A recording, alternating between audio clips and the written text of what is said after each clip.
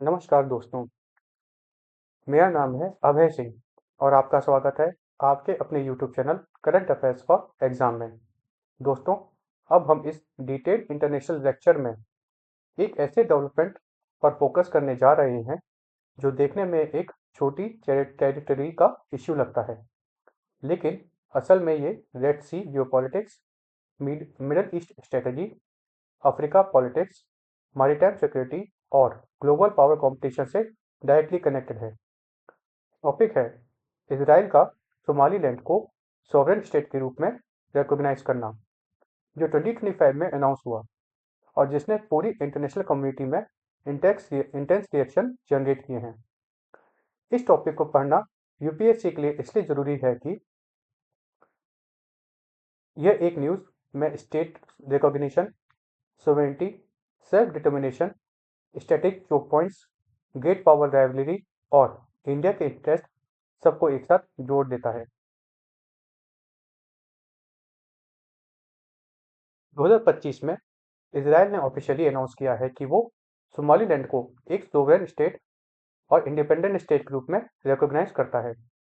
यह अनाउंसमेंट खुद Israeli prime minister Shri Benjamin Netanyahu ने की और इसके साथ इजराइल दुनिया का पहला यूएन मेंबर स्टेट बन गया है जिसने सोमालीलैंड को फॉर्मल रिकॉग्निशन दी है। नेतन्याहू ने इस डिसीजन को अब्राहम अकॉर्ड के स्पिरिट के साथ अलाइन किया है, मतलब मिडल ईस्ट और उसके आसपास के रीजन में नए डिप्लोमेटिक अलाइनमेंट बनाना, ट्रेडिशनल पोजीशन को ब्रेक करना और स्ट्रेटेजिक पार्टनरशिप को फॉर्मल शेप देना। इसराइल ने यह भी अनाउंस किया है कि सोमालीलैंड के president doctor Abdirahman Mohamed Abdullahi को ऑफिशियल विजिट के लिए इनवाइट किया गया है। एग्रीकल्चर, हेल्थ, टेक्नोलॉजी और इकोनॉमी जैसे सेक्टर में कोऑपरेशन प्लान किया जा रहा है। इस अनाउंसमेंट के बाद सोमालिया ने स्ट्रॉन्ग प्रोटेस्ट किया है। अरब लीग, अफ्रीकन यूनियन और ओआईसी ने ऑब्जेक्शन रेज की है, जिससे जियोपॉलिटिक्स में एक नया फॉल्ट लाइन क्रिएट हो गया है। इसी वजह से यह इश्यू सिर्फ अफ्रीका का नहीं बल्कि ग्लोबल जियोपॉलिटिक्स का पार्ट बन गया है। फ्रेंड्स, यह समझना जरूरी है कि सोमालीलैंड है क्या। सोमालीलैंड एक सेल्फ डिक्लेयर्ड इंडिपेंडेंट रिपब्लिक है जो हॉर्न ऑफ अफ्रीका रीजन में लोकेटेड है। इसने मई 1991 में सोमालिया से अपनी इंडिपेंडेंस डिक्लेयर की थी, जब सोमालिया पूरी तरह सिविल वार और स्टेट कोलैप्स के फेस में चला गया था। ग्राउंड रियलिटी यह है कि सोमालीलैंड अपनी गवर्नमेंट चलाता है, अपना उसका कॉन्स्टिट्यूशन है, उसकी अपनी करेंसी है, पासपोर्ट है, जुडिशरी है और सिक्योरिटी फोर्सेस है। यहाँ पर रेगुलर इलेक्शन होते हैं। इसकी कैपिटल सिटी है हर हरजीसिया। लेकिन इंटरनेशनल लॉ के पर्सपेक्टिव से United nation, African union Somaliland को अभी भी सोमालिया का हिस्सा ही मानते हैं। यानी सोमालीलैंड एक डी फैक्टो स्टेट है, लेकिन डी जोर स्टेट नहीं। सोमालीलैंड की ज्योग्राफी भी समझना बहुत क्रिटिकल है। यह हॉर्न ऑफ अफ्रीका में लोकेटेड है, ग्लोबल ऑफ एडेन के कोस्ट पर बैठा हुआ है। इसके बॉर्डर्स हैं नॉर्थ वेस्ट में जिबूटी, साउथ वेस्ट में इथोपिया और ईस्ट में सोमालिया और पुंटलैंड। इसका सबसे इम्पोर्टेंट फीचर है यह बब अल मदेब स्टेट के बिल्कुल पास है और उसको ओवरलुक करता है। बब अल मदेब से स्टेट दुनिया का सबसे इम्पोर्टेंट मैरीटाइम चोक पॉइंट में से एक है। Approx 30% of the global container trade और मेजर ऑयल शिपमेंट इसी रीजन से पास करती है। टेरेन वाइज यहाँ पर सोमालीलैंड में माउंटेन्स है, प्लेट्यूज है और कोस्टल प्लेन है। यह ज्योग्राफी सोमालीलैंड को लॉजिस्टिक, नेवल एक्सेस और सर्वेलेंस के लिए एक्सट्रीमली वैल्यूबल बना देती है।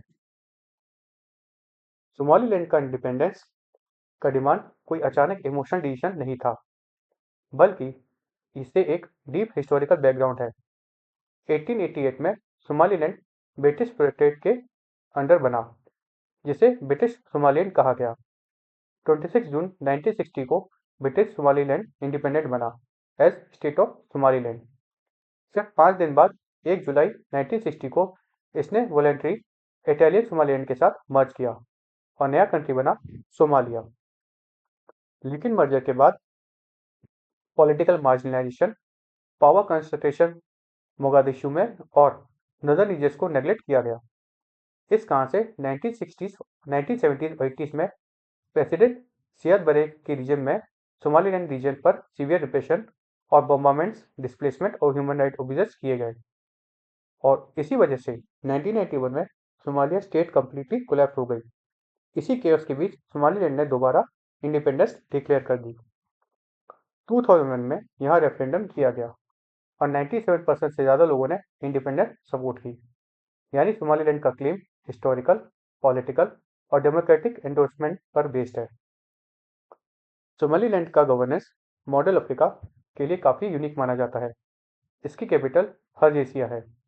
इसका पॉलिटिकल सिस्टम है, मतलब यहाँ पर रिटन कॉन्स्टिट्यूशन है, प्रेसिडेंशियल सिस्टम है और बाइकैमरल लेजिस्लेचर है। सबसे इंटरेस्टिंग फीचर है यहाँ का हाउस ऑफ एल्डर्स, जिसे हम खुरीती भी कहते हैं। गुर्ती एक ट्रेडिशनल क्लैन बेस्ड बॉडी है जो कॉन्फ्लिक्ट रेजोल्यूशन करती है, पॉलिटिकल स्टेबिलिटी लाती है और कॉन्सेंसस बिल्डिंग करने की कोशिश करती है। मतलब ये बहुत ही इंपॉर्टेंट रोल प्ले करती है। ये सिस्टम मॉडर्न डेमोक्रेसी और ट्रेडिशनल अफ्रीकन इंस्टीट्यूशन का एक हाइब्रिड मॉडल है, जिसे पॉलिटिकल साइंटिस्ट काफ़ी स्टडी करते हैं। इसी वजह से सोमालीलैंड रिलेटिवली स्टेबल है। यहाँ पर प्राइवेसी बहुत कम है और गवर्नेंस अच्छी है।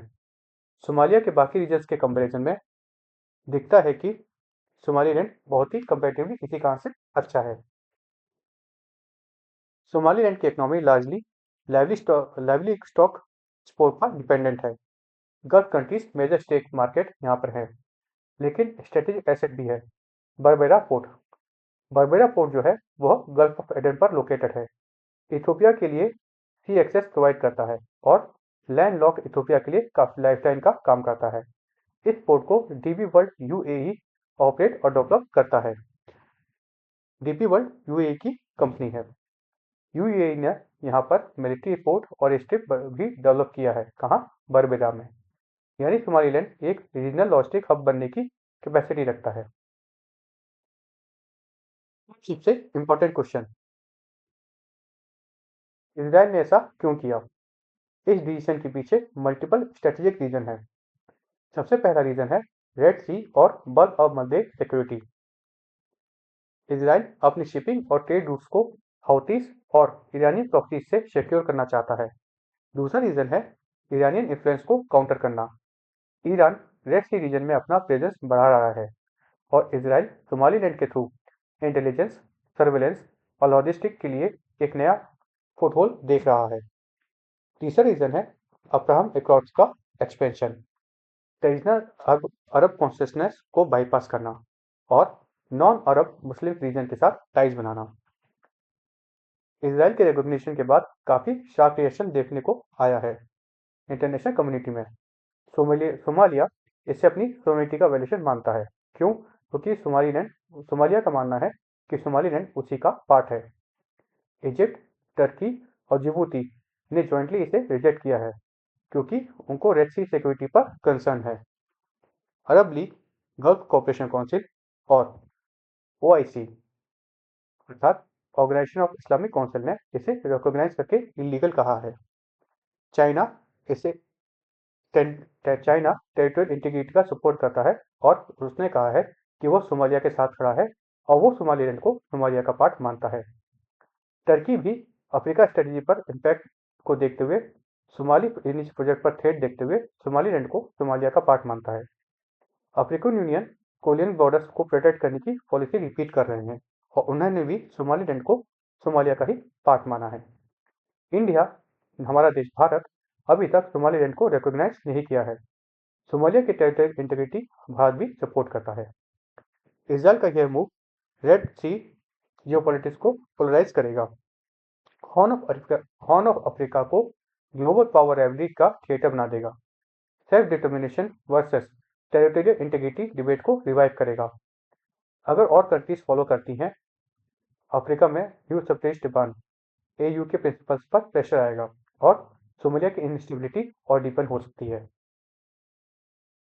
फ्रेंड्स, सोमालीलैंड का रिकॉग्निशन एक बार फिर यह दिखाता है कि जियोग्राफी छोटी ही हो सकती है, लेकिन स्ट्रेटेजिक वैल्यू इमेंस होती है। इजराइल का यह डिसीजन सिर्फ डिप्लोमेसी नहीं, बल्कि सिक्योरिटी ड्रिवन जियोपॉलिटिक्स का ग्रेट एग्जांपल है, जहां इंटरनेशनल लॉ और ग्राउंड रियलिटी के बीच का गैप काफ़ी क्लियरली विजिबल होता है। यूपी एस्पिरेंट के लिए यह टॉपिक इसलिए इंपॉर्टेंट है क्योंकि यह real world geopolitics, norms versus power और इंडिया के न्यूट्रल डिप्लोमेसी मॉडल सबको एक साथ समझने का मौका देता है। फ्रेंड्स, यह सेशन यही समाप्त होता है। आपको हमारा सेशन फ्रूटफुल और एंगेजिंग लगा, साथ में आपको इससे मदद मिली है, तो कृपया लाइक शेयर सब्सक्राइब अवश्य करें। धन्यवाद। जय हिंद, जय भारत।